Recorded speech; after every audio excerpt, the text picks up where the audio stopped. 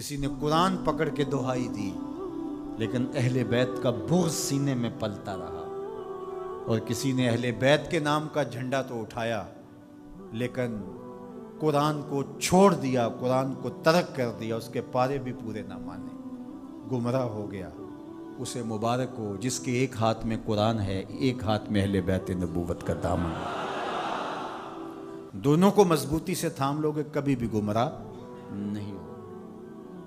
قرآن theory ہے اسلام کی، اور اہل بیت نبوت پریکٹیکل ہے، عملی مشق ہے۔ دوسری بات ارشاد فرمائی،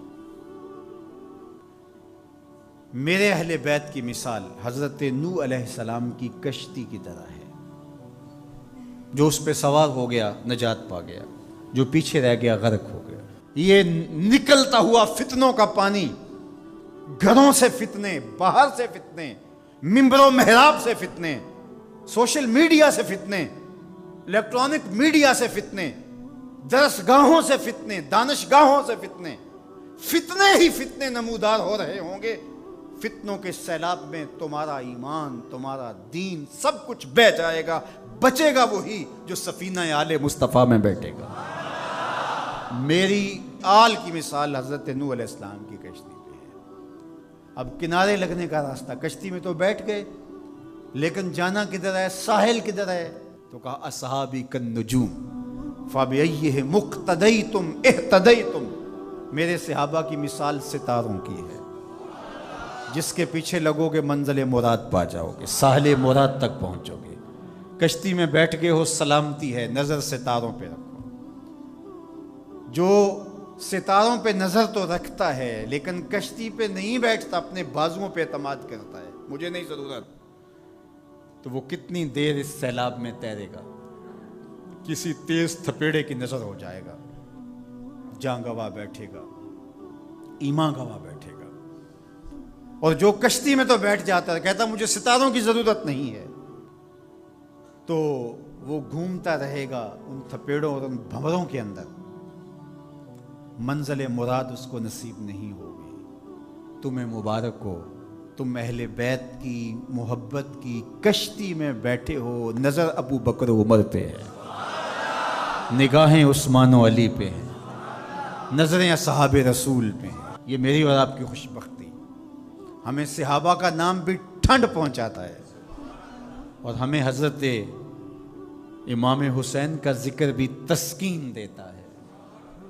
جب نام حسین آتا ہے تو کربلا کا غم تازہ ہونے لگتا ہے، اور جب حضرت عمر رضی اللہ تعالیٰ عنہ اور صدیق اکبر کا نام آتا ہے، سینہ چوڑا ہو جاتا ہے کہ ہم ان کے غلام ہیں۔ مولا کائنات سیدنا علی المرتضیٰ کی بات آتی ہے، روحیں سرشار ہو جاتی ہیں۔ وہ علی جن کے چہرے کو دیکھنا بھی نیکی ہے، ان کا نام بھی تسکین قلب کا ذریعہ ہے۔ تو اصحاب اور اہل بیت یہ کوئی منافات نہیں ہے، مشکات نبوت کی دو کرنیں ہیں، سینہ محمد سے پھوٹتی ہوئی ضیائیں ہیں، حضور علیہ السلام کے فیضان کے دو رنگ ہیں، گلشن محمدی کے کھلے ہوئے دو پھول ہیں۔ تو ہم صحابہ کی عظمت کو بھی سلام کرتے ہیں، اہل بیت کی عظمت کو بھی سلام کرتے ہیں۔ یہ بد نصیب دن، پاکستان بنے ہوئے 73 برس بیت گئے، یہ ہمیں اس مرتبہ دیکھنا پڑا کہ صحابہ کو بازاروں میں گالیاں دی گئی، استغفر اللہ۔ حضرت ابو بکر صدیق رضی اللہ تعالی عنہ سے لے کے حضرت امیر معاویہ رضی اللہ تعالی عنہ تک حضور کا ہر صحابی عظمتوں کا مینار ہے، رفعتوں کا بام عروج ہے، اور ان کی تعظیم اور ان کی تکریم ہماری زندگی کا حصہ ہے۔ یار صحابی تو وہ ہے جس نے حضور کی صحبت پائی اور ایمان کی دولت سے مالا مال ہوا، وہ مٹی جو حضور کے نالین سے جڑی ہے وہ بھی ہماری آنکھوں کا سرما ہے۔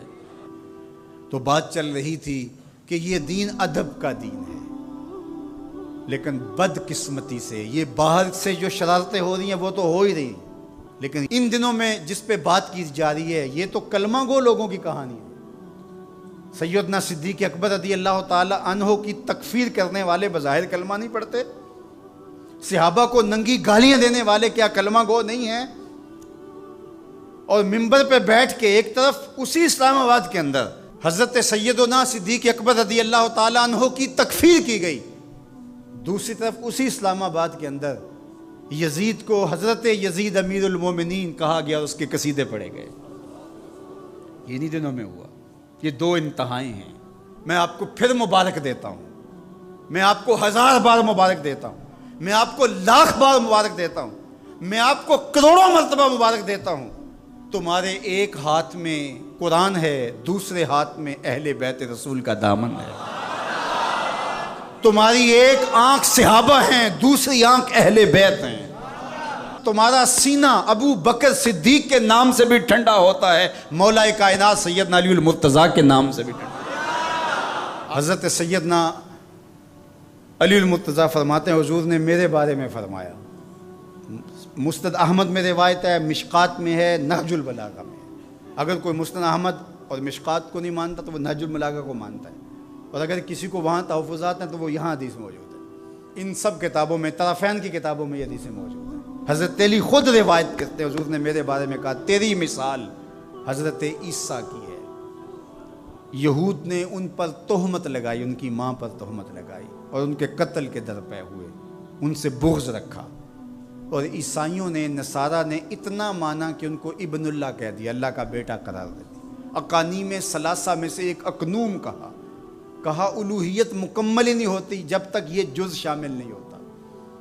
تو کہا ایک بغض رکھ کے برباد ہوئے اور ایک مبالغہ کر کے برباد ہوئے۔ حضرت علی المرتضیٰ نے فرمایا کہ میرے بارے میرے آقا نے فرمایا یہلک فی رجلان محب مفرط و مبغض۔ علی تیرے معاملے میں آ کے 2 لوگ برباد ہوں گے، ایک محبت کر کے برباد ہوں گے، ایک بغض رکھ کے برباد ہوں گے۔ یہ ترازو ہے، اس پہ آپ اپنے آپ کو تول سکتے ہیں۔ کہیں حضرت علی کا نام دل میں کوئی رنجش، کوئی بے چینی، کوئی اضطراب پیدا تو نہیں کرتا؟ اور کہیں حضرت علی کی محبت صحابہ کے بغض کی نشأت کا ذریعہ تو نہیں ہے؟ حضرت علی کا نام لیں تو باقی اچھے ہی نہ لگیں، اور اگر آپ ترازو کے دونوں پلڑے دیکھتے ہیں ٹھیک ٹھیک تول رہے ہیں۔ کسی نے ذکر حسن حسین کا کیا تو روح سرشار ہو گئی، سیدہ فاطمہ تو زہرا کا ذکر ہوا آنکھیں ادب سے جھک گئیں، حضرت ابو بکر کا نام آیا تو دل عقیدت سے جھک گیا۔ تو جب ہم یہ اپنی کیفیت دیکھیں گے تو اللہ کا 1000 بار نہیں کروڑوں بار شکر ادا کریں گے۔ تو ہم کہتے ہیں صحابہ آپ کی عظمت کو بھی سلام، اہل بیت آپ کی عظمت کو بھی سلام۔